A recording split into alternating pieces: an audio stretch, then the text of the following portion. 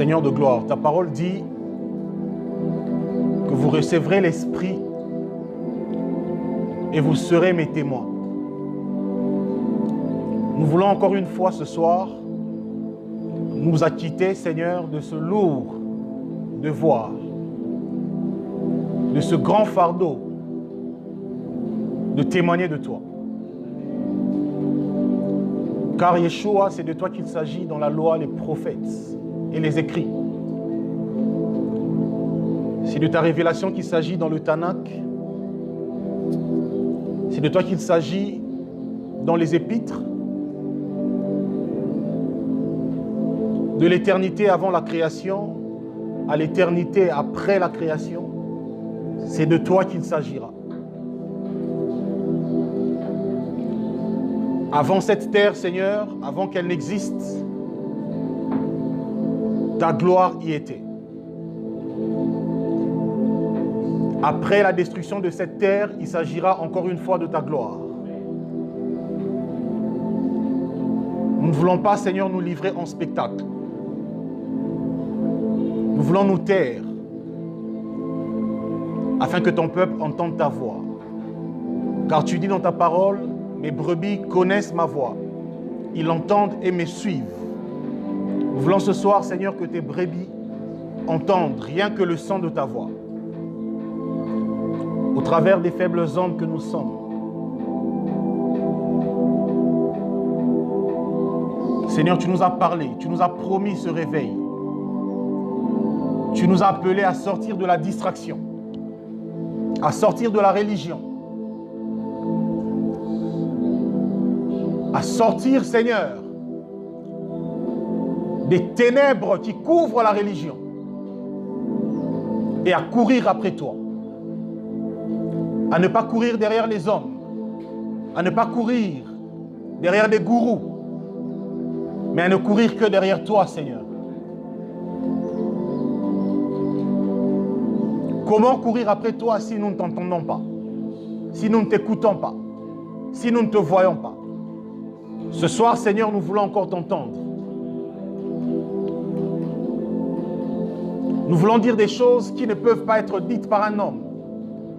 Nous voulons dire des choses qui ne peuvent venir de la chair et du sang. Sakarada brada kayaba sakarada bakede. Renda kayabada sakarabada sikete zikiriada baseke. Atteste-nous, Seigneur, ta présence en ce lieu. Atteste-nous, Seigneur, ta présence en ce lieu. Ce soir.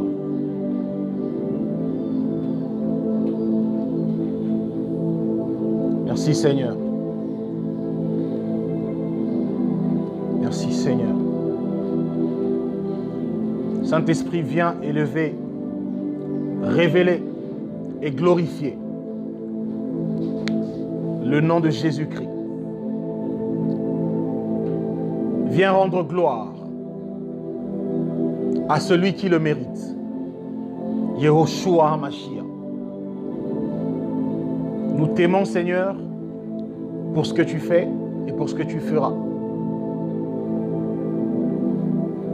Père, avant cet enseignement, je prie que tu t'occupes des malades en ces lieux. Que tu t'occupes des malades en ce lieu.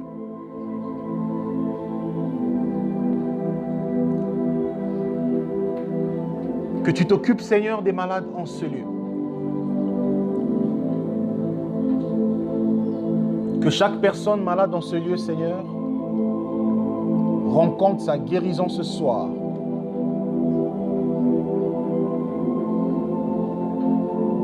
À cause du nom de celui qui est élevé dans les cieux, sur la terre et sous la terre. Le seul nom devant lequel même les démons rendent témoignage. Ce jour-là, devant le fou des Gadara, les esprits impurs ont témoigné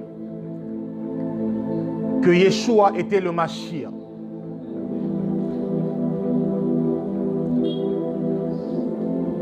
Quand les hommes ignorent qui est Jésus, Les démons les confessent.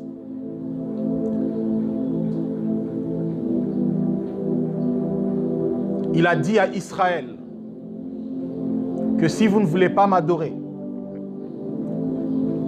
mon Père suscitera des pierres pour me célébrer. Il ne s'agissait pas des pierres que nous voyons dans la nature. Il s'agissait des nations que nous sommes. Car l'apôtre Pierre nous définit comme des pierres vivantes. Il dit, vous donc, pierres vivantes, édifiez-vous pour construire une maison spirituelle. Alors que Israël avait rejeté le Mashiach qui est le roc, il s'est retourné vers les nations. Son église, des pierres vivantes. Il n'échoue jamais, Yeshua. Il ne se trompe jamais, Yeshua. Le roc, le fondement qui ne sera jamais détruit. Même quand la religion se lève pour renverser le fondement, Yeshua est le roc sur lequel l'Église est établie. Nous voulons, Seigneur, te rendre gloire ce soir. Te rendre gloire, Yeshua. Te rendre gloire, Yeshua.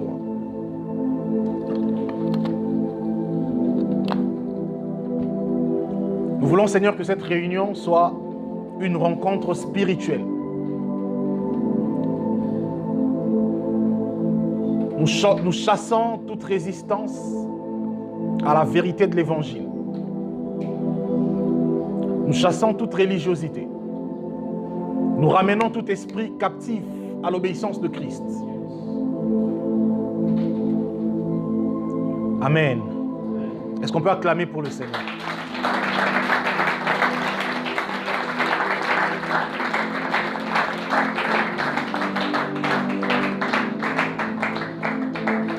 Gloire au Seigneur, bonsoir à tous.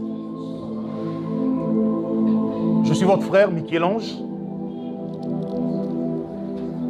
Et je ne suis qu'un simple messager du Seigneur.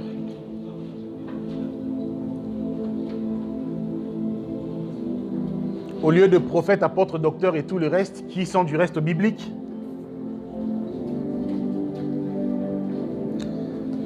je préfère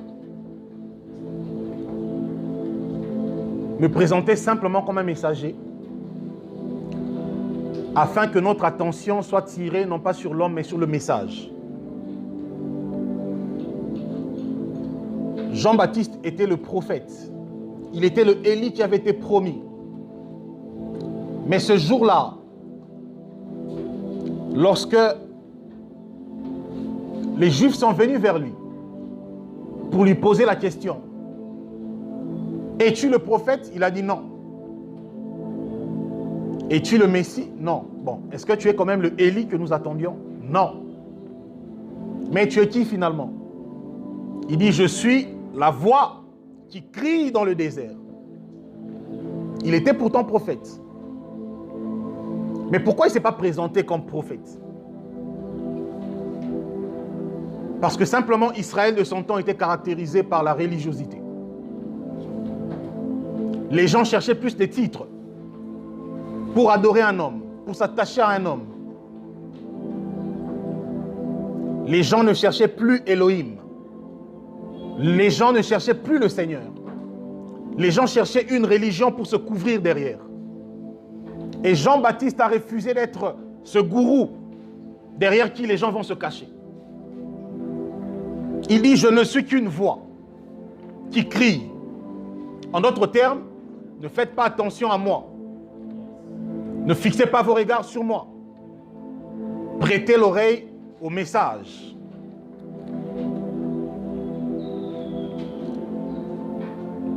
Jésus, notre Seigneur, disait, vous recevrez l'Esprit et vous serez mes témoins. Parce que le plus important, ce n'était pas ce que l'homme deviendra, Le plus important, c'était ce témoignage que les hommes vont répandre. Ce témoignage que Satan, au travers de la religion, a combattu depuis plusieurs siècles. Ça fait environ 2000 ans que l'Église existe et ça fait environ 2000 ans que Satan est en train de combattre le témoignage de l'Évangile.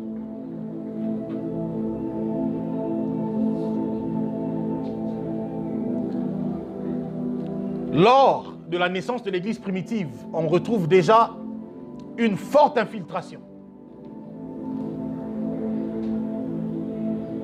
L'Église du temps des apôtres a été fortement infiltrée. Il y avait des doctrines et des doctrines. La philosophie humaine était entrée. Les traditions d'hommes étaient entrées.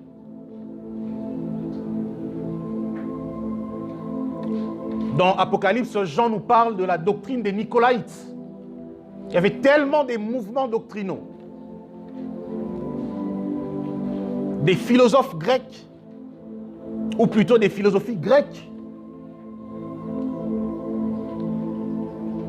qui avaient infiltré l'Église du Seigneur. Mais les apôtres n'étaient pas que des prédicateurs, mais ils étaient aussi des défenseurs de la doctrine. On ne peut pas parler du réveil sans la défense de la doctrine. La grande question que nous devons nous poser, c'est que lorsque le fondement est renversé, que faire?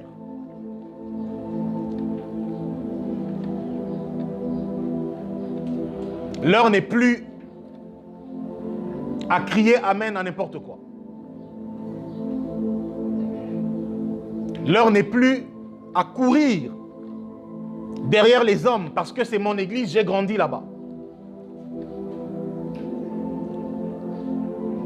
J'ai été baptisé là-bas, j'ai grandi là-bas, ça ne veut rien dire.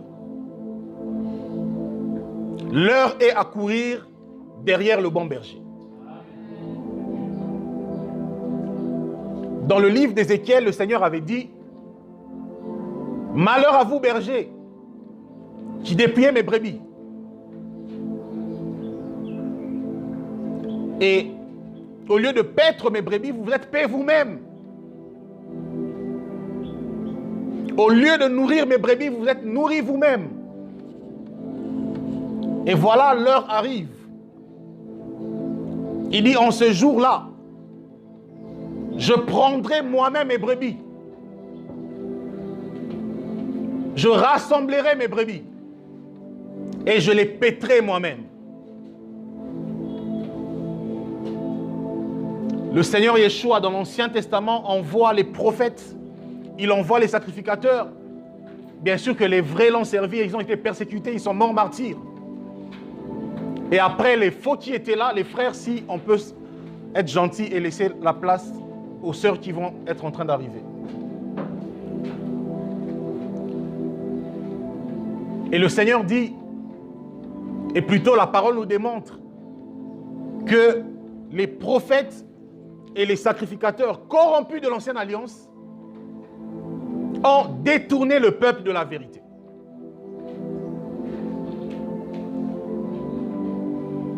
Alors qu'est-ce qu'il fallait faire?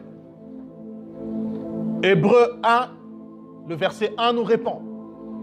La Bible nous dit qu'en ce temps de la grâce, le Seigneur nous a parlé directement par Yeshua.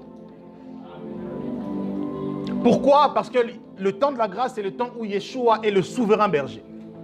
Il est le pasteur des pasteurs. Il est le prophète des prophètes, frères. Nous ne voulons plus faire l'apologie de nos ministères. Le temps de la grâce, c'est le temps où les prophètes, les apôtres, les pasteurs sont des panneaux de signalisation qui disent au peuple, allez vers Yeshua. Parce que d'ailleurs, tous les prophètes de l'Ancienne Alliance n'étaient qu'une image de Yeshua. Moïse était un type de Christ. Toute la vie de Moïse était une prophétie sur Christ. Il fallait que le peuple naisse dans la captivité. Pour qu'après, au travers du ministère de Moïse, que le peuple sorte de la captivité. Et ensuite, dans les déserts, le peuple va découvrir le sacerdoce.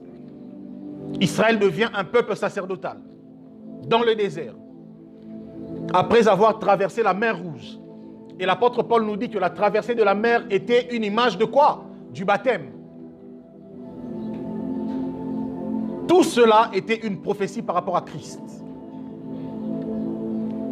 Voilà pourquoi après la foi en Christ, après que nous ayons traversé du royaume des ténèbres au royaume des lumières, il fait de nous des rois et des sacrificateurs.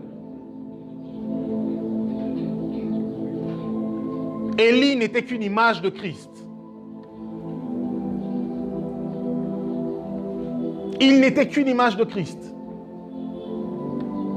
Voilà pourquoi avant son ascension, Élisée va lui demander la double portion. Un texte prophétique souvent mal compris, où on voit des pasteurs dire aux gens, viens porter ma veste pour recevoir ma double portion. Rien à voir. Lisez bien la Bible. Élisée n'avait pas demandé la veste d'Élie. Il avait dit, donne-moi, je te prie, la double portion de ton esprit. De ton esprit, pas de ton vêtement. Et Élie lui répond, ce que tu m'as donné, ce que tu me demandes plutôt est chose difficile. Mais cela te sera accordé si seulement tu me vois monter. Et lorsque Élie monte, son manteau tombe sur Élisée. Et qu'est-ce qui va se passer? Élisée, en ce moment-là, va commencer son ministère en produisant le dernier miracle d'Élie. Avec le manteau. Or, le Seigneur Yeshua dit à ses apôtres, ne vous dispersez pas encore, ne rentrez pas encore dans le ministère dans les nations, attendez recevoir l'Esprit. Il leur dit, il vous est avantageux que je m'en aille, car si je ne m'en vais pas, l'Esprit ne viendra pas. Mais si je m'en vais, de la même manière que lorsque Élie est parti, l'Esprit est tombé sur Élisée, de la même manière, quand je m'en irai, l'Esprit tombera sur vous. Et lorsqu'il est monté, la Pentecôte est venue. Et les apôtres étaient devenus des hommes remplis du Saint-Esprit. Voilà pourquoi Pierre, qui régnait Jésus autrefois, ne l'a plus régné après la Pentecôte. Parce qu'il a reçu le manteau. Le manteau d'Élie, c'était Christ. C'était l'Esprit de Christ. Ce n'est pas l'image du manteau de la veste d'un pasteur. Non.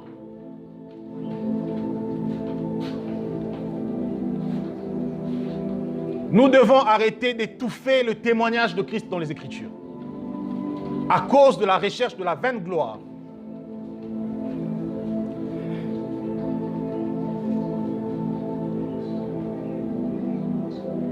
Oh Seigneur, que veux-tu que je fasse? Je sens que je dois parler. Avant qu'on rentre dans les Écritures. Et si on n'aura pas le temps, prochainement. J'aimerais me laisser conduire par le Seigneur. Dans le livre de Genèse, le chapitre 1er, la Bible nous dit que les ténèbres couvraient la surface de la terre. Alors que la terre était remplie de ténèbres. Ces ténèbres-là, j'aimerais expliquer quelque chose, c'est à ne pas confondre avec l'obscurité ou le soir. Non. Est-ce qu'on me suit? Amen. Parce que Genèse est un livre très prophétique. Et le récit de la création nous parle des choses très prophétiques. On nous parle des ténèbres et de la lumière dans Genèse 1, alors que le soleil et la lune n'étaient pas encore créés. Donc ça ne peut pas être l'éclairage ou l'obscurité. Non. Pourquoi est-ce que les ténèbres remplissaient la surface de la terre? Parce que dans Ésaïe, on va prendre ça. Seigneur, je n'avais pas prévu parler de ces choses. On se laisse conduire. Ésaïe, chapitre 14.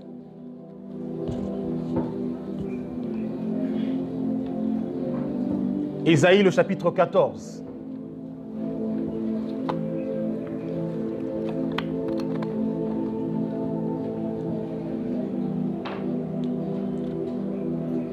Ésaïe 14, le verset 12. La Bible dit, te voilà tombé du ciel, astre brillant, fils de l'aurore. Tu es abattu où? À terre. Est-ce que vous lisez avec moi? Ésaïe 14, à partir du verset 12. J'aimerais qu'on fasse l'exercice des chrétiens de Béret. À moins de connaître le texte par cœur, mais sinon, vérifions dans les Écritures. Parce que nous sommes au temps de la conformité avec la parole. Nous ne voulons plus raconter des histoires. Nous voulons prêcher la Bible. Rien que la Bible. Ésaïe 14, 12, la Bible dit, te voilà tombé du ciel, astre brillant, fils de l'aurore. Tu es abattu à terre. Toi, le vainqueur des nations, tu disais en ton cœur, je monterai au ciel. J'élèverai mon trône au-dessus des étoiles de Dieu. Je m'asserai sur la montagne de l'assemblée à l'extrémité du septentrion. Je monterai sur le sommet des nuées. Je serai semblable au Très-Haut. Mais tu as été précipité dans le séjour des morts, dans les profondeurs de la fosse. Dans cette prophétie, le prophète Ésaïe est en train, à la base, de prophétiser sur le roi de Tyr. Mais après, les prophètes avaient cette faculté de traverser les temps et de prophétiser parfois à temps et à contre-temps. C'est-à-dire que dans un texte prophétique, il arrivait qu'une séquence, une partie de la prophétie ne concerne pas la personne physique dont il s'agit, mais l'esprit qui agit au travers de la personne. Et dans ce texte, Ésaïe plutôt, est en train de parler de la précipitation de Satan, qu'on appelle ici l'astre brillant. Astre brillant, c'est ce qui nous donne justement le terme Lucifer. Parce que Lucifer vient de deux mots latins, luci et fere, qui donne ange de lumière ou porteur de lumière. Porteur de lumière. Attention, une parenthèse, Satan n'est plus Lucifer. Une précision biblique. C'est une erreur quand on dit Lucifer, je te chasse. Non, Satan était Lucifer dans les cieux. Quand il était dans la gloire, il était appelé l'astre brillant. Quand il a été précipité, il a perdu cet éclat, il a perdu cette gloire et il est devenu le diable. Ça peut vous choquer. Bibliquement parlant, même Christ est Lucifer. Vous savez pourquoi? Parce qu'on l'appelle l'étoile brillante du matin.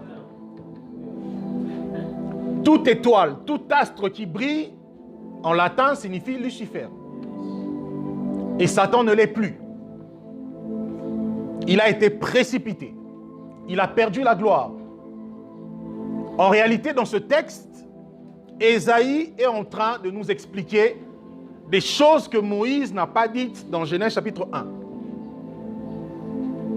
Ésaïe nous dit que lorsque Satan a été précipité sur la terre, qu'est-ce qui s'est passé? La terre est devenue chaos. Les ténèbres ont couvert la surface de la terre. Parce que là, il a été précipité. Et après cela, Elohim devait commencer l'œuvre de la création. Mais il ne peut pas commencer la création sur un fondement des ténèbres. Voilà pourquoi Elohim déclara que la lumière soit.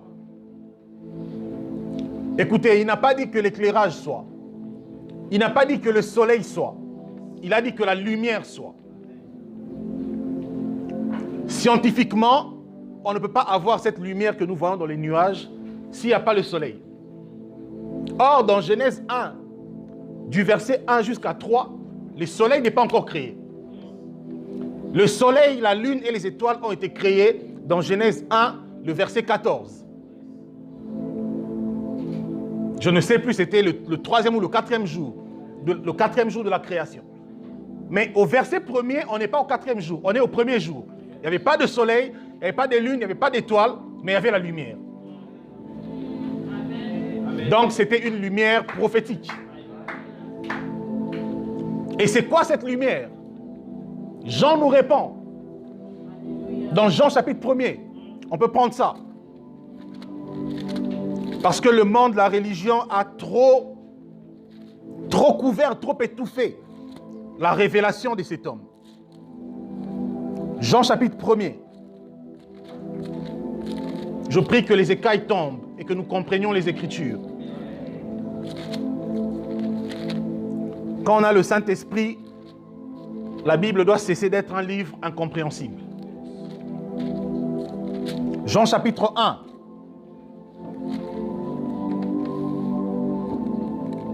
Jean chapitre 1er. Le verset 6, à partir du verset 6. La Bible nous dit, on va vérifier ensemble dans les Écritures. Il y eut un homme envoyé de Dieu, son nom était Jean. Il vint pour servir de témoin, pour rendre témoignage à la lumière, afin que tous croient par lui. Il n'était pas la lumière. On nous dit ici que Jean-Baptiste n'était pas la lumière, mais il parut pour rendre témoignage à la lumière. Le verset 9. Cette lumière était la véritable lumière qui, en venant dans le monde, éclairait tout homme. Elle était dans le monde et le monde a été fait par elle.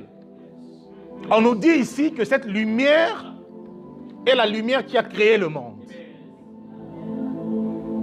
Donc il ne s'agit pas de l'éclairage. Il s'agit d'un homme, Christ.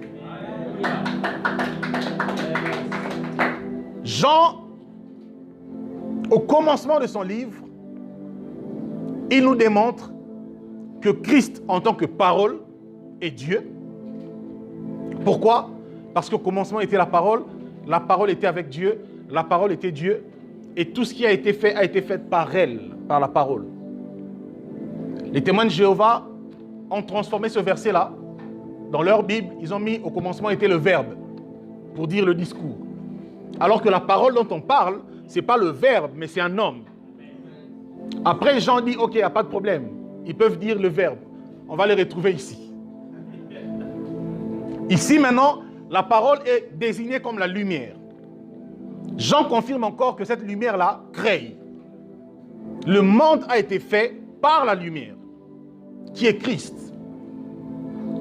Ici, tout débat par rapport à la divinité de Christ tombe. Les apôtres confirment cela. Et pour confirmer encore que Christ est le Créateur, Colossiens chapitre 1, versets 15 à 16, on peut vérifier encore.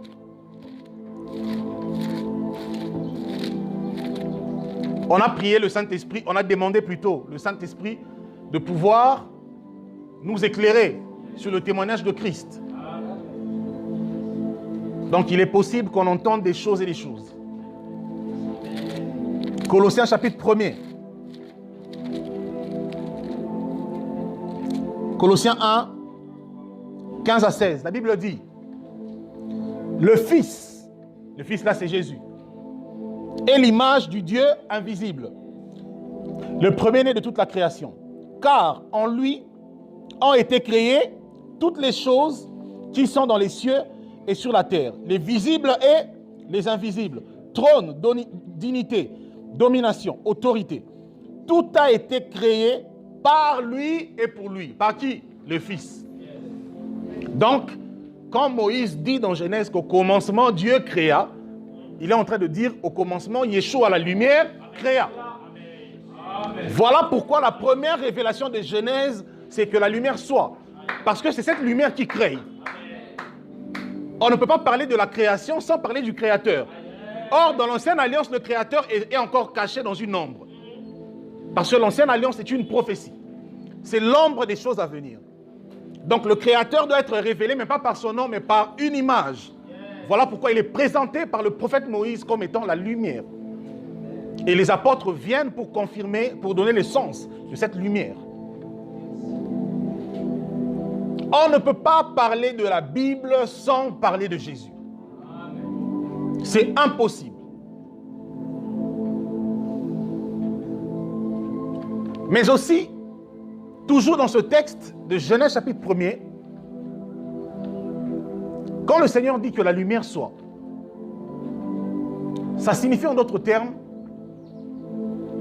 que prophétiquement, pendant tous les temps où les ténèbres caractériseront les hommes, l'humanité, il n'y aura pas un autre message si ce n'est celui de la lumière.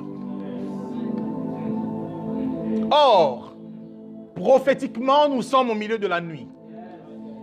Matthieu chapitre 25, le verset 6 nous dit, au milieu de la nuit, pendant que les vierges s'endormaient, une voix cria. La voix crie quoi? Voici l'époux. En d'autres termes, voici la lumière. Pourquoi? Parce que c'était au milieu de la nuit. Et pendant ce temps prophétique des ténèbres que l'humanité traverse et que l'Église traverse,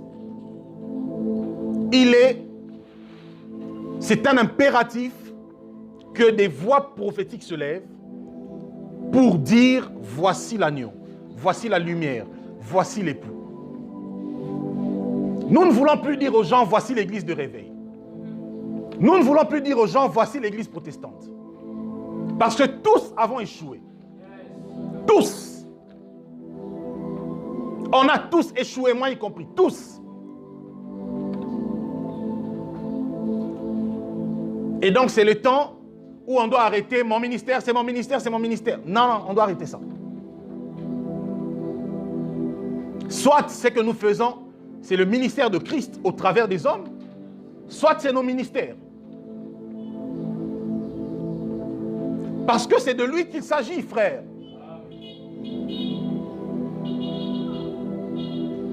Archibishop, pape, tout ça, jusqu'où on va. Nous sommes au temps où l'Église doit commencer à pleurer de ces choses. Parce que les gens grandissent en titre pendant que les âmes sont en train de mourir tous les jours. Le monde devient de plus en plus immoral, de plus en plus chaotique.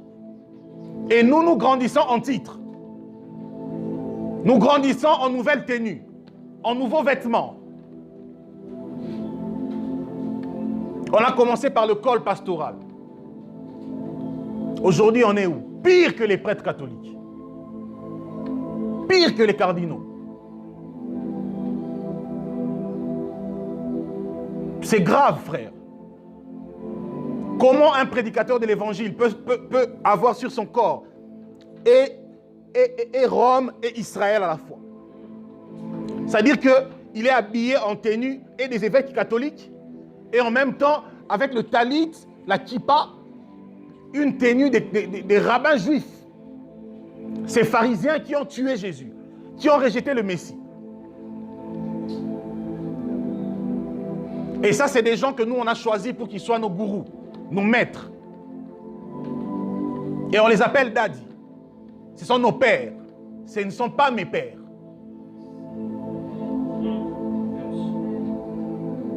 Arrêtons avec ces histoires de pères. Dans le corps de Christ, nous sommes d'abord frères.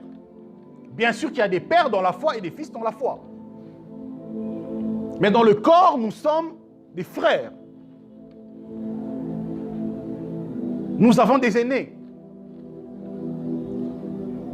Mais s'ils ne s'identifient plus à l'évangile de Christ, on se sépare. Ne soyez pas plus bons que Dieu. La doctrine dit, si quelqu'un s'écarte de la sainte doctrine, ne le recevez pas. Et aujourd'hui, j'ai la tristesse de le dire, que 80-90% de tous les grands pasteurs de ce pays ne sont plus dans l'évangile.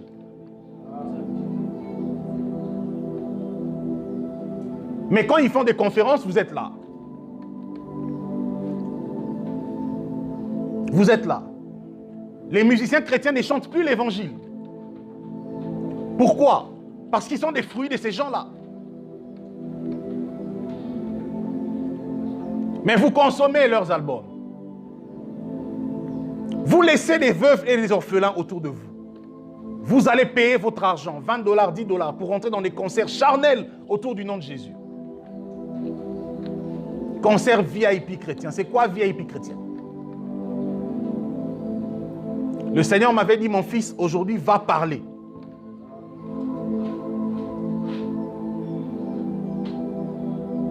Gospel, gospel. C'est quoi gospel? Gospel, c'est un mot anglais qui signifie évangile. Où est l'évangile dans cette musique-là aujourd'hui? Comment est-ce que les apôtres définissent l'évangile? Est-ce que l'évangile, selon les apôtres, c'est ce qu'on retrouve dans ces chansons-là? Dans les mal à l'aise et tout? C'est ça l'évangile? C'est pas ça, frère. Dans les saisons nanga, les saisons nanga, c'est ça l'évangile? Des chansons prétentieuses, orgueilleuses, où tout le monde a l'icolo, des chrétiens qui ne savent plus se repentir, qui ne savent plus dire, mon frère, j'ai fait du mal, pardonne-moi. Parce qu'on a tellement de prédications et des chansons qui nous ont mis tellement là-haut. Et tout le monde est en bas. On a perdu le cœur repentant. Ça, c'est pas l'évangile, frère. Ça, c'est pas l'évangile. Je serai un menteur si je dis que je ne pêche pas, si je dis que je ne branche pas. Mais je pense que la moindre des choses pour quelqu'un qui a l'Esprit de Dieu, quand il fait du mal aux autres, quand il pêche, quand il tombe, quand il est surpris en faute, c'est de dire, mes frères, pardonnez-moi.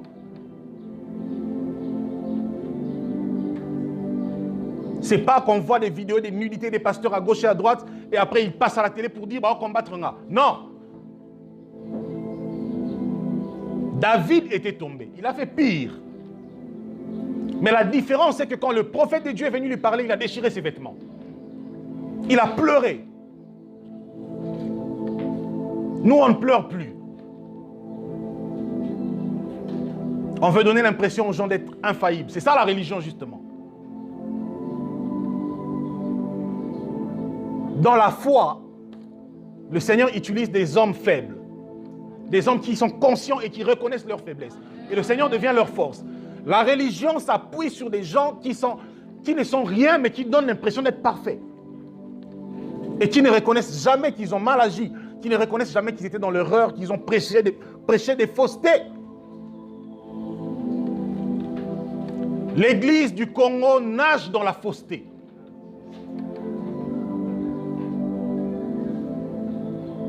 Si ce n'est pas l'argent, c'est les hôtels à détruire. On a annulé l'œuvre de la croix. Et quand on parle de l'église, on dit c'est mon église, c'est à moi.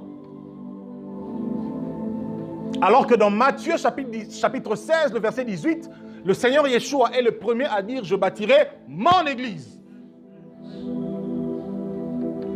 À partir de quel moment l'église a cessé d'être de Yeshua pour devenir celle des hommes?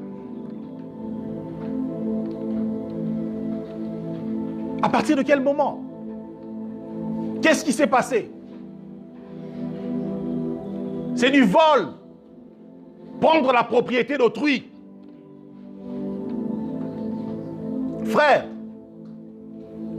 Ève a été tirée d'Adam et de personne d'autre. Je vais dire ici un mystère. Lors de la création, le Seigneur va endormir Adam. Il va passer une opération au niveau de sa côte. Et il sort sa femme. Le prix, Adam a payé le prix de sa côte pour que Ève existe. Or, tout ceci n'était que prophétique. Parce que dans les Écritures, Yeshua est révélé comme le second Adam et le dernier. Pas le troisième, il n'y a pas de troisième Adam. Nous disons non à la doctrine démoniaque du troisième Adam. Le troisième Adam, c'est l'Antichrist. C'est le diable. Yeshua est le deuxième Adam. Voilà pourquoi il fallait que sa vie puisse confirmer les Écritures. Après avoir marché dans toute sa justice en Israël, il achève sa mission à la croix. Et à la croix, Dieu va l'endormir. Parce que souvenez-vous que Yeshua n'avait pas la même définition que nous de la mort. Quand il arrivait quelque part là où quelqu'un est mort, il disait il n'est pas mort, il dort. Et à la croix, alors que nous on dit que Jésus est mort, en réalité il s'est endormi. Pourquoi? Parce que Dieu devait opérer une opération et sortir Ève, la seconde Ève, la véritable Ève. Voilà pourquoi le soldat romain ne pouvait pas lancer sa flèche ailleurs. Il fallait que ça soit au côté. L'eau et le sang coulent. L'eau et le sang, c'est ce qui coule quand une femme va accoucher à la maternité. Pour dire que les principes de la création sont en Yeshua. À la croix, il accouche son église. Voilà pourquoi la Bible dit que nous avons été rachetés au prix de son sang. On ne peut pas dire mon église si on comprend ces choses. On ne peut pas. On ne peut pas. Voilà pourquoi les apôtres étaient très modestes dans leur langage. Et ils disaient l'église du Seigneur. L'église du Seigneur. Vous êtes des rachetés du Seigneur. On est dans quel évangile aujourd'hui? On n'est plus dans l'évangile de Jésus. On n'est plus dans l'évangile de Pierre, de Paul, de Jean, de Jacques. Mais on est dans quel évangile? Nous mangeons quel pain? Parce que quand les gens avaient faim, le Seigneur a réuni 12 apôtres. Il n'a pas réuni 80 personnes. Il n'a pas réuni les Congolais, les abbés et tout ça. Non, il a réuni 12 apôtres. Il leur a dit, apportez-moi les 5 pains et 2 poissons. Il a multiplié. Ça a rempli 12 paniers. À la suite, il n'a pas dit aux gens, venez vous-même prendre et manger. Non. Il a dit aux apôtres, allez maintenant les distribuer aux gens. Parce que le pain, c'est la parole. Et le Seigneur a donné la parole aux apôtres pour que les apôtres, à leur tour, aillent distribuer. C'est pourquoi dans Matthieu chapitre 28, il dit, allez partout, faites des nations mes disciples, enseignez-leur à observer ce que je vous ai prescrit. En d'autres termes, donnez-leur le pain que je vous ai donné. Parce qu'il leur disait qu'il est le pain de vie. Tout ce que Jésus faisait était prophétique. Pourquoi 12? Parce que 12 c'est le fondement. Et Ephésiens 2:20 nous dit que nous sommes établis sur le fondement des apôtres.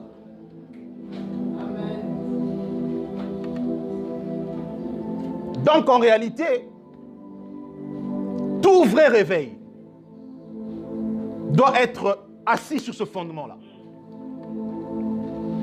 Je n'ai pas vu un seul apôtre prêcher la prospérité.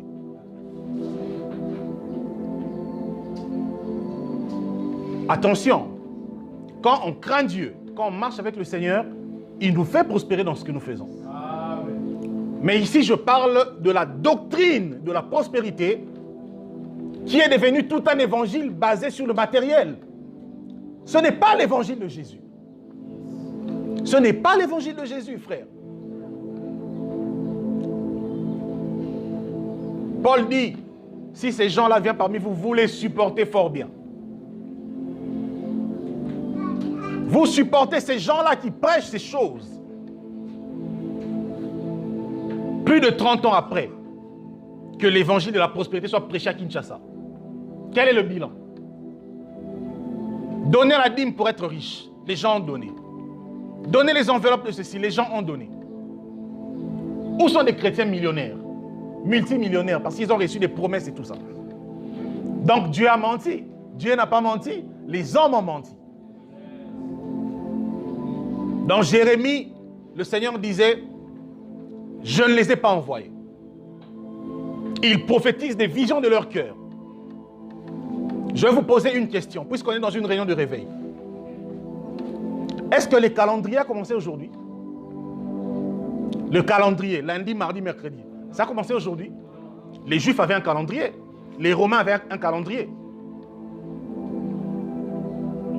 Comment est-ce que les Juifs dans l'Ancien Testament faisaient quand c'était la nouvelle année? Où avez-vous vu dans la Bible un prophète ou un sacrificateur de Jésus, dans la Bible, appeler les gens et dire, cette année, Dieu m'a dit c'est l'année de l'élévation. Comme on a une année d'élévation. Vous avez vu ça où?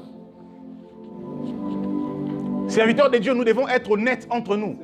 Il y a des choses que nous faisons parce qu'on a envie de les faire. Pas parce que Dieu nous a envoyés. Dieu est dans sa parole. La Bible dit, je suis venu établir une année de grâce. Depuis la mort de Yeshua jusqu'à son avènement, l'Église est dans le calendrier prophétique de l'année de grâce. Arrêtons de donner des noms aux années, des faux noms. Arrêtons. Nous sommes dans l'année de grâce. Année de prospérité à telle église. Année d'élévation dans l'église d'en face. Année de richesse dans l'église de gauche. À la fin de l'année, ils vont vous dire, si tu n'as pas vu ces choses s'accomplir, fais cette promesse pour sceller. Dieu est le Dieu de la dernière minute. À part la dernière minute, tu ne vois pas, ils disent, il y a des gens qui vont vivre ces promesses l'année prochaine. Alors que Dieu, votre Dieu a dit, c'est cette année, c'est le nom de cette année. C'est quoi cette confusion-là? C'est quoi cette confusion, frère? Dieu ne se contredit pas.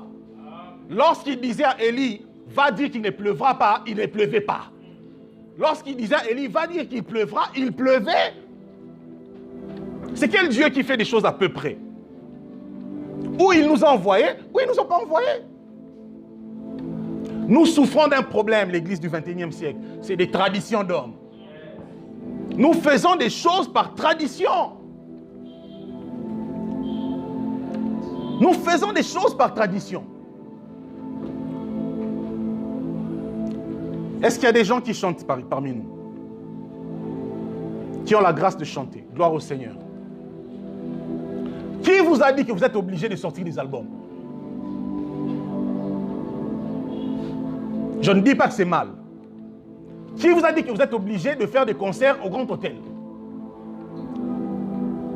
Lorsque vous entrez dans des choses que Dieu ne vous a pas dites, vous n'aurez pas sa couverture, vous n'aurez pas sa bénédiction, vous rentrerez dans la fausseté, vous irez chercher une autre couverture. Voilà pourquoi beaucoup de musiciens chrétiens sont dans la magie, dans la franc-maçonnerie.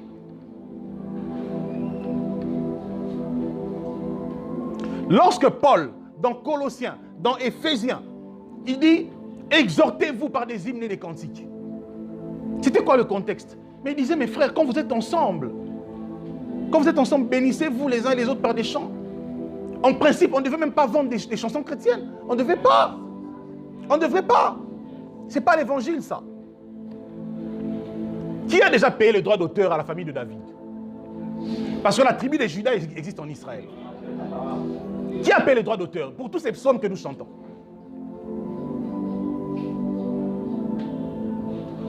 Frère, ces choses n'ont pas de prix. Nous sommes rentrés dans une tradition.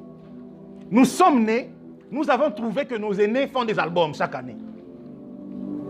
Après, vous allez les voir avec des producteurs à la télé en train de s'insulter.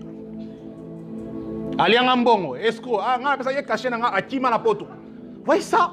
Ça, c'est l'évangile, ça. Tout ça, parce qu'on est rentré dans des choses pour lesquelles Dieu ne nous a pas envoyés.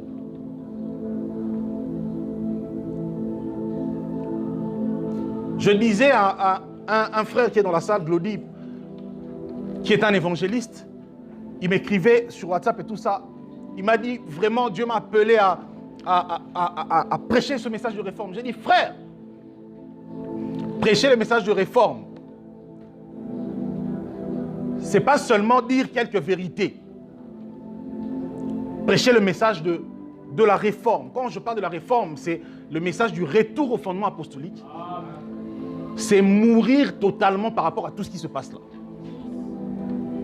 Parce que si Paul ressuscitait aujourd'hui, il ne se reconnaîtra dans rien. La première chose qui choquera Paul, c'est quand il viendra, il entre dans une assemblée et il voit l'homme et sa femme assis sur un podium. Louis XIV, en train de regarder les autres. Mami et Daddy. Qui peut me donner le nom de la femme de Pierre? Comment s'appelait la femme de Jean? Ils étaient mariés. Des hommes très influents. Mais dont les noms des femmes n'étaient même pas retracés dans la Bible. Pourquoi? Parce que le ministère n'est pas sexuellement transmissible. Amen. Ouais, on a des problèmes. On a des problèmes. On doit revenir à l'évangile. Paul ne se reconnaîtrait pas, ne se reconnaîtra pas dans ce que nous faisons. Jésus disait quoi? Les scribes et les pharisiens, ils aiment des premières places. Ils aiment des premières places. Souvent, quand je suis invité dans des ministères, dans certaines assemblées et tout, pour prêcher ou pour assister à un programme, la première chose qui me choque toujours, c'est quand j'arrive et que je vois soit une maman, soit 2 ou 3 jeunes filles se précipiter vers moi pour prendre ma Bible. Pour faire quoi avec? Nauti na ngondaku. Soki na une voiture et vanda une kati. Soki na une makolo simba kiango. Ma Bible, elle va peser seulement devant l'église. Fallait venir me prendre ça à la maison.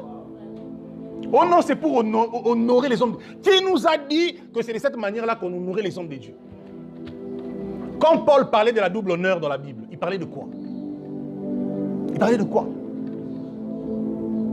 Il parlait d'une prise en charge, d'un soutien matériel que les anciens recevaient de la part des frères et des disciples qu'ils encadraient. Voilà pourquoi à la fin il a dit, car l'ouvrier mérite son salaire. Bien sûr qu'il ne parlait pas de salaire comme salaire, voilà, les finances à la fin du mois. Non, mais il encourageait les saints aux dons envers ceux qui leur prêchent la parole, pour soutenir leur ministère.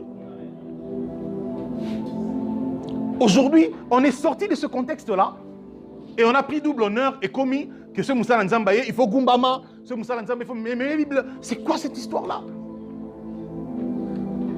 C'est quoi? Voilà comment on est sorti de l'évangile de Jésus. Un évangile beau, simple. Le Seigneur dit que le plus grand d'entre vous soit le serviteur de tous. Le serviteur de tous. On est allé une fois en retraite à Louzizi, là, avec un groupe de frères. On devait prendre du thé pour ouvrir le jeûne. Et je voulais m'assurer que tout le monde avait son thé avant que moi je prenne. Et j'ai commencé à servir les autres. Et il y a un frère qui est berger d'un ministère, qui était avec nous pour la première fois. Il était choqué. Après, il va dire à notre frère, mais comment lui, il vient nous servir? Comment? C'est lui qui nous a enseigné. Comment il va nous servir du thé? Je dis, mais qu'est-ce qu'il y a de choquant? Vous voyez que les choses les plus normales de la vie chrétienne deviennent choquantes aujourd'hui. Parce que les fondements ont été renversés. Les fondements ont été renversés. Les fondements ont été renversés. On ne peut pas être choqué de voir un serviteur de Dieu être quelqu'un de simple. Voilà pourquoi on est arrivé jusqu'au niveau où un serviteur de Dieu va recevoir les gens à l'entrée de l'église, assurer ma chaussure, ma photo, ma sur Internet. Et les gens disent, waouh, quelle humilité. C'est pas ça. Hein? L'humilité, c'est pas organiser un scénario comme ça. On vous prend des photos pour mettre ça. L'humilité, c'est comment tu viens avec tes fils dans la foi tous les jours. Vous vivez comment? C'est là. C'est là. Je n'ai pas besoin de me mettre là et j'appelle le frère qui a l'appareil photo, je commence à vous essuyer les pieds, vous entrez et puis on met ça sur Facebook, on dit que le frère est humble. Non. Église du 21e siècle, église de mise en scène, église de scénario. On est sorti de la vie de l'évangile, on est rentré dans des scénarios.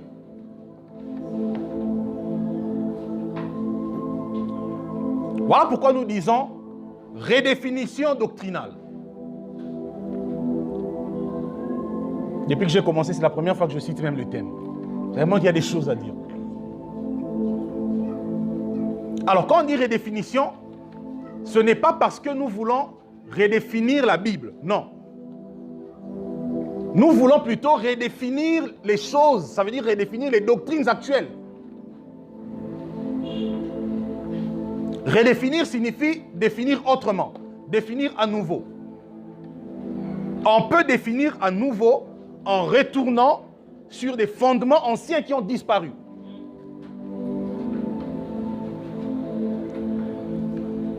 Parce qu'aujourd'hui, là, on n'est plus dans l'évangile.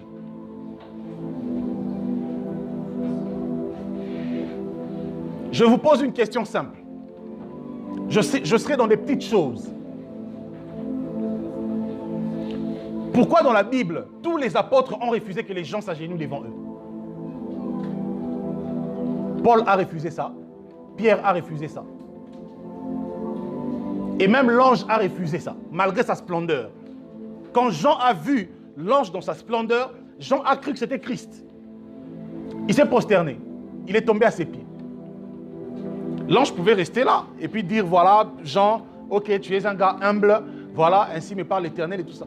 Mais l'ange lui dit, Jean, adore Dieu. Je suis ton compagnon. Dans la foi, même si on est père dans la foi et fils dans la foi, mais dans l'œuvre, on est des compagnons. Paul appelle Timothée son fils, mon compagnon. La Bible dit que dans les cieux et sur la terre, le seul devant qui les genoux doivent fléchir, c'est Christ. Pourquoi quand quelqu'un vient pour que tu pries pour lui, pourquoi tu lui dis, mets-toi à genoux? Ça vient d'où? Catholicisme romain. C'est pas l'évangile, ça. C'est pourquoi je dis prêcher la vérité, prêcher la réforme. Ça veut dire que tu auras tellement des problèmes avec tout ce qu'on a là. Et je vous assure, on les aime beaucoup. On a même des frères, des pères, des amis dans ces environnements-là. Mais à un moment, il faut mettre de côté la camaraderie et défendre la parole de Dieu.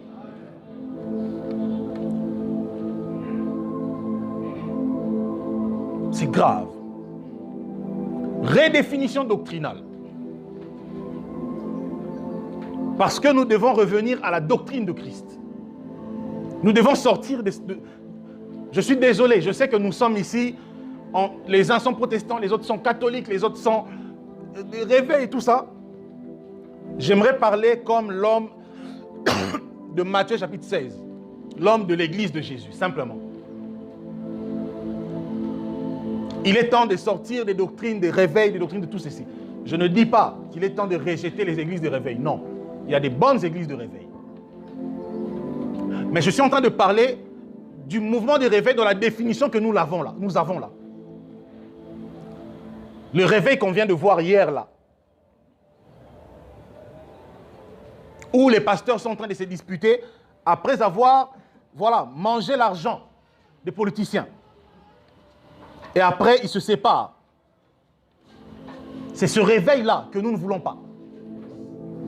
Ça, c'est la mort. Ça, ce n'est pas le réveil. Ça, c'est le coma spirituel. Ce n'est pas le réveil. Les apôtres étaient capables de dire que ton argent périsse avec toi. Où sont les serviteurs de Dieu qui diront que ton argent périsse avec toi? En 2017, on a organisé une conférence. Une autorité du pays m'a reçu dans son bureau. J'étais allé lui laisser l'invitation. Et c'est une personne très connue dans la politique. Et il me dit, à la fin qu'on a fini, j'ai dit, bon, je t'attends à la conférence et tout. Il m'a dit, mais tu demandes rien, tu ne demandes pas l'argent, tu sors comme ça, tu ne me demandes rien et tout. J'ai dit, mais pourquoi je dois te demander quelque chose?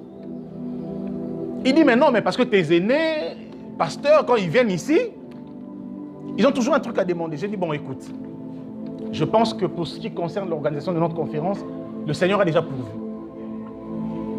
La location de la salle, les instruments et tout, le Seigneur a déjà donné. Donc, je suis venu vous laisser l'invitation pour que vous veniez écouter la parole de Dieu, pour votre salut. Un point, un trait.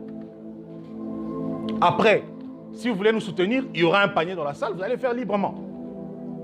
Et si un jour, un frère de notre ministère vient ici en mon nom pour vous demander quelque chose, c'est un voleur. Il était choqué, il m'a demandé, qui est derrière toi? Je dis, mais quand on dit serviteur de Dieu, ça veut dire quoi? Et que Christ est derrière moi. Christ est là.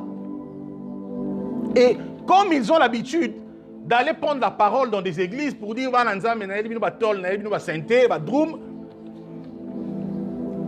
et le jour de la conférence, nous, par respect pour le Seigneur, on ne vient pas faire la star.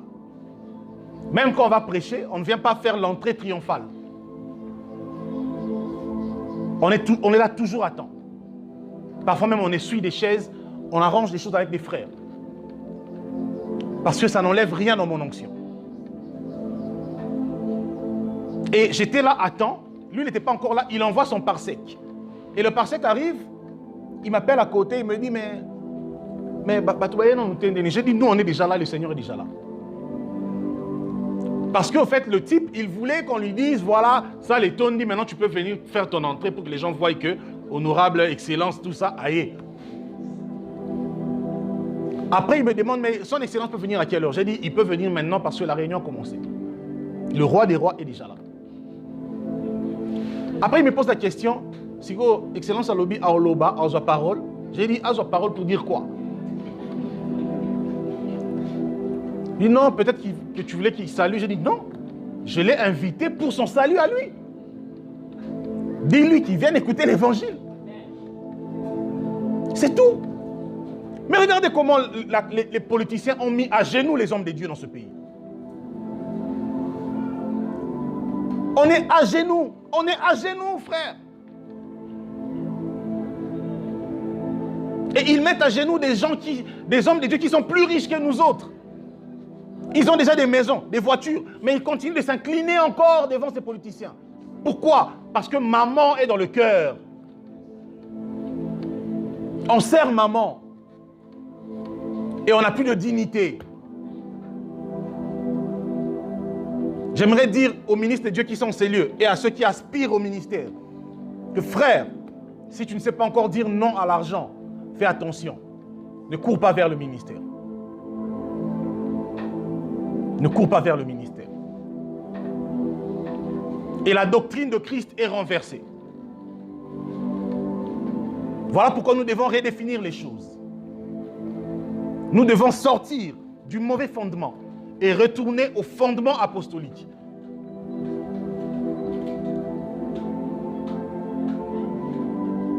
La doctrine. Posez la question aux chrétiens du 21e siècle. Que savez-vous de la doctrine? C'est quoi la doctrine?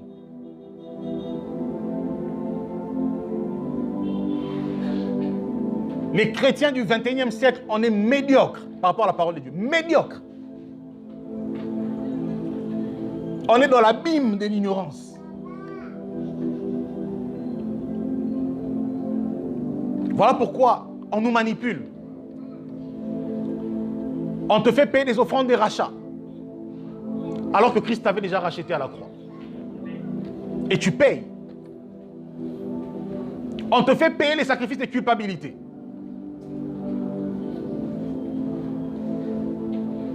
Alors que Christ a ôté notre culpabilité à la croix. C'est quoi la culpabilité? C'est la confirmation que tu es coupable. Et Paul dans Romains dit, car tous ont péché et sont privés de la gloire de Dieu. Notre culpabilité a été confirmée afin que par l'œuvre de Christ, nous soyons justifiés. Qu'est-ce que nous voulons encore? Qu'est-ce qu'on veut encore? Lisez Romains, l'évangile est beau, frère.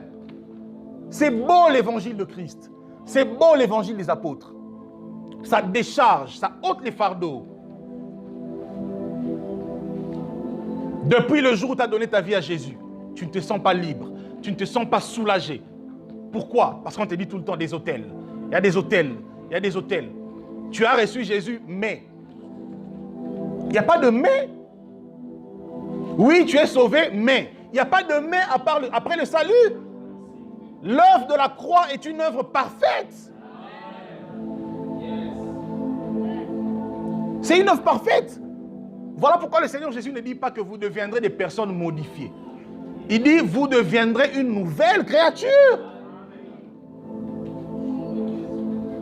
La nouvelle créature, c'est quelque chose qui n'a rien à voir avec ce qui existait avant. Le reste, c'est maintenant être tous les jours, comme Paul le dit, lavé par l'eau de la parole. Ça veut dire que plus on comprend la parole, plus on se détache de certaines choses. Ne vous conformez pas au siècle présent, mais soyez renouvelés de l'intelligence par la parole. Toi, tu es encore lié. Tout le temps, tu es lié. Tout le temps. Et à chaque épreuve que tu traverses, tu te ramènes sous ce joug-là. Seigneur, je suis lié. Tu oublies que Paul a eu des épreuves plus que toi. Pourtant, c'était un homme affranchi. Il disait tout le temps que Christ m'a affranchi de la loi du péché et de la mort. Mais il avait des épreuves.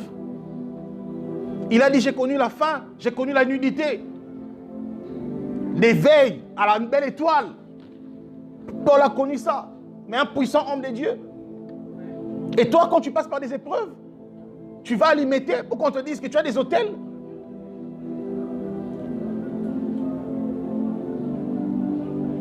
Oh Seigneur, sauve ton peuple.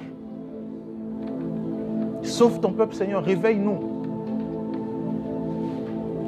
L'heure n'est plus à dire des choses avec douceur. Non, l'heure est à dire des choses telles qu'elles sont. Dans un esprit d'amour, bien sûr. L'heure est à dire des choses telles qu'elles sont. L'église du Congo est fausse. Bien sûr que l'église a une double dimension. Il y a l'église dans sa portée invisible et sa portée visible.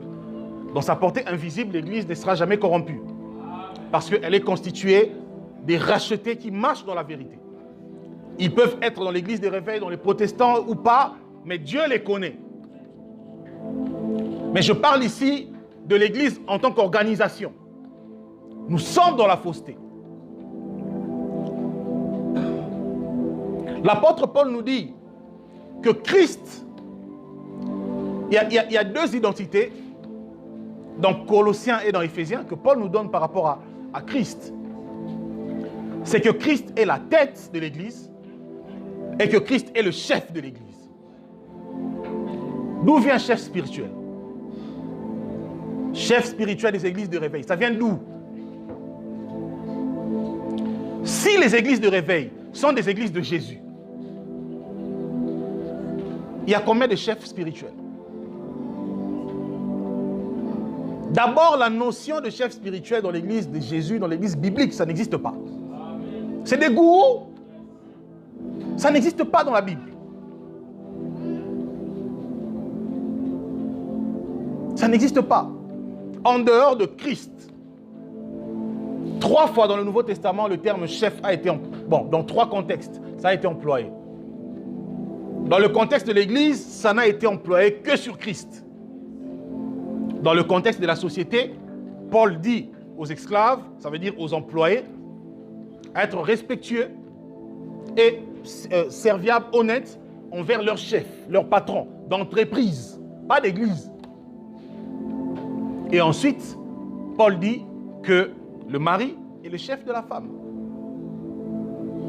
Comme Christ est le chef de l'église. Voilà tout. Il n'a jamais été dans la Bible question d'un pasteur chef d'un regroupement. Ça n'existe pas. Et le danger, c'est que il y a déjà des projets où maintenant, si tu n'as pas de documents comme faisant partie soit de l'église protestante, soit de l'église des réveils des Soni Kafuta et les Dono Kamba et tout ça, si tu n'as pas ça, tu ne vas pas travailler. Maintenant, moi, je vais aller chercher les documents là pour faire quoi avec? Pour faire quoi avec? Jésus nous a déjà dit, je bâtirai mon église. Et nous faisons partie de cette église-là. Nous croyons en l'église dont Jésus a parlé. Voilà pourquoi il est temps que les chrétiens lèvent la voix et qu'ils disent que ce qui se passe là, ce n'est pas des dieux. Et nous, on ne se reconnaît pas dans ça. Et malheureusement, j'ai encore appris qu'il y a un autre mouvement, une autre plateforme qui vient de naître. Pour vous faites des pasteurs qui sont contre les Soni Kafuta et tout ça, et les Kamba et les Kankenza. Alors eux aussi ont mis en place une autre plateforme. Frère, On ne règle pas le problème de la fausseté dans des plateformes. Parce que les plateformes doivent vivre. Il faut de l'argent. Il faut des papiers. Si l'État ne les reconnaît pas, ils ne vont pas travailler en tant que plateforme. Pour que l'État les reconnaisse, il faut qu'il y ait des deals. Il y a tout ça. Voilà pourquoi ceux qui lisent l'histoire, on nous parle de l'histoire de l'Église et l'État, notamment avec l'Empire romain. L'Église catholique et les pouvoirs politiques romains étaient liés, marchaient ensemble. Et on veut adopter ce modèle-là. C'est une aberration. Jésus a dit, mon royaume n'est pas de ce monde, frère. S'il y a des problèmes dans l'Église, corps de Christ, la seule manière de les résoudre, c'est d'ouvrir la Bible, de prêcher la vérité. De prêcher la vérité. C'est pourquoi, serviteurs de Dieu, n'entrez pas dans ces plateformes. Si vous étiez là, sortez. C'est la Babylone. Dans Genèse 11, alors que les humains étaient en train de construire leur tour pour être au sommet de la pyramide et dire nous. Parce que la tour de Babel, c'est quoi? Donnons-nous un nom, une identité. L'identité de l'église de Jésus ne nous suffit plus. On veut nous donner un autre nom. Oui, je suis chrétien, mais catholique, mais protestant, mais ERC. Et à la tête de toutes ces histoires-là, il y a un homme. Il y a un homme. Il n'y a pas Christ, il y a un homme qui incarne un système.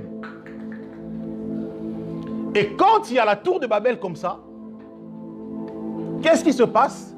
Le Seigneur descend et dit, allons, confondons leur langage. C'est ce qu'on voit maintenant là. Après avoir menti le peuple, bouffé de l'argent et tout, et dire aux enfants de Dieu, voilà, on doit prier pour tel président, pour tel candidat et tout ça, le Seigneur est maintenant descendu. Il confond les langages. En quelques semaines seulement, on a 3 camps, 3 plateformes qui naissent. Et on nous dit, nulle part vous apprenez que le problème vient des Écritures, voilà, tel avait enseigné ceci, cela. Non, on vous dit le problème c'est que Ronsard Malonda et tout ça, FCC, cash, l'argent et tout. Les pasteurs. Est-ce que des gens comme ça peuvent encore vous prêcher l'évangile du salut? Ils peuvent encore vous dire, répentez-vous? Non. C'est pourquoi il faut que le réveil vienne. Le réveil, ce n'est pas le nom, ce n'est pas une dénomination d'une église. Le réveil, c'est un état. C'est une vie. Dans la parabole des 10 vierges, les filles dormaient. Les vierges, les 5 folles et les 5 sages. Mais lorsque la voix a crié, elles se sont réveillées. Elles ont allumé la lampe. C'est ça le réveil. Garder la lampe allumée. C'est ça le réveil. La lampe, c'est la parole. L'église, la véritable église réveillée, c'est l'église de Philadelphie. Je parle de Philadelphie de l'Apocalypse. Il ne faut pas confondre les choses. Je ne dis pas que c'est une Philadelphie de Kinshasa. Je n'ai pas de problème. Voilà, mais je précise juste que moi je parlais de la Bible.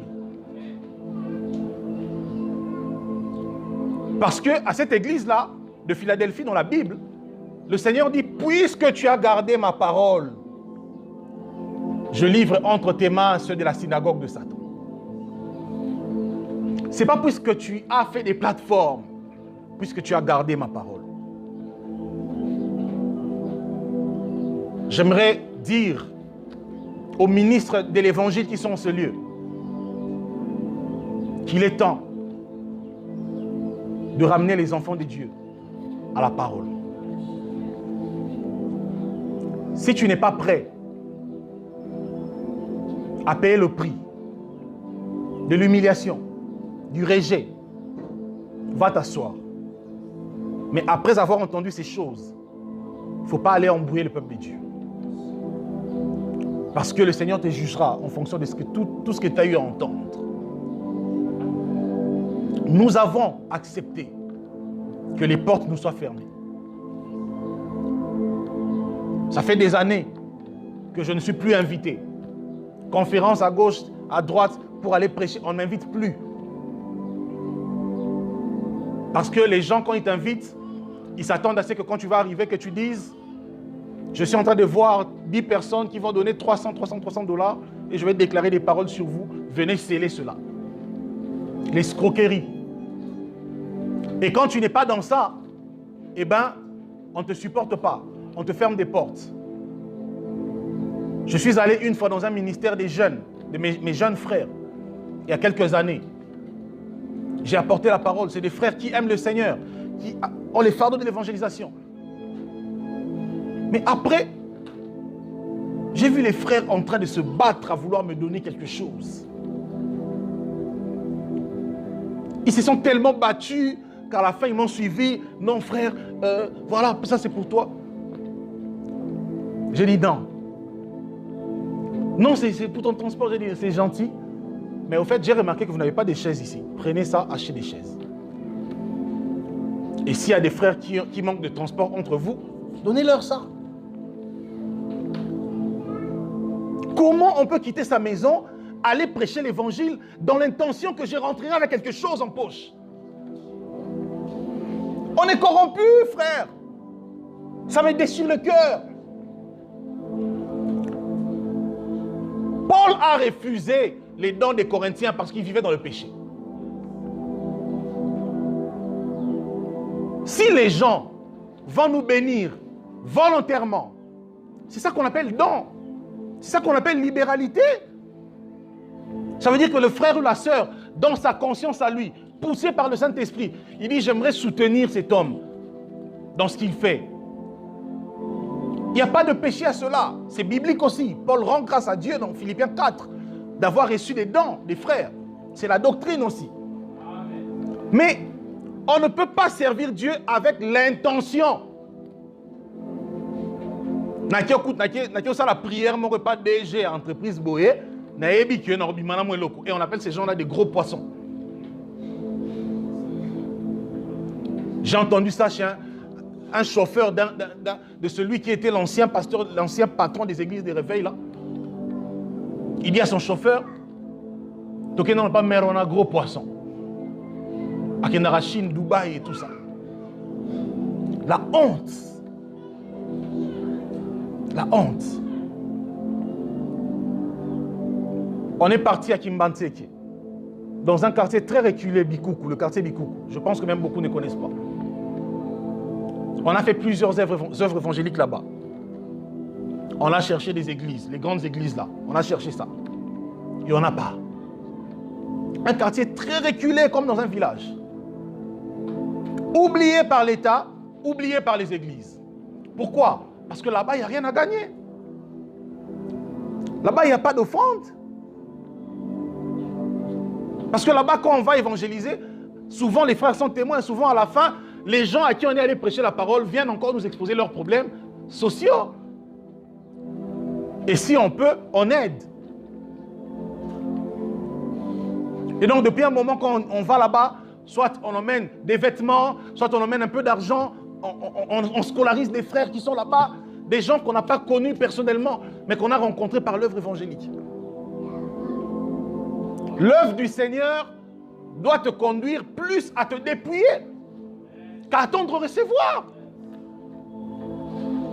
L'évangile de Christ dit qu'il y a plus de bonheur à donner. Toi, tu es toujours dans « venez me donner, moi je suis l'homme de Dieu. Venez me soutenir ». Ce n'est pas l'évangile, ça.